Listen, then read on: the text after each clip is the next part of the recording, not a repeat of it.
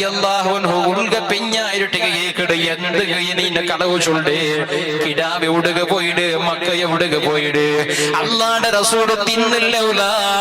തന്റെ മക്ക പറാണ്ട് നബി തങ്ങൾ തിന്നില്ലൗല ചൊല്ലുമോ ജാബിർ റളിയല്ലാഹു അൻഹുടെ പെഞ്ഞായി പുൽപൊട്ടുടു കണ്ടല് ചോര കരിക ഇങ്ങനെ തണ്ണി എറിഞ്ഞിട്ട് ചൊല്ലോടു ഞങ്ങളുടെ മക്കയിന് ബണ്ടില്ല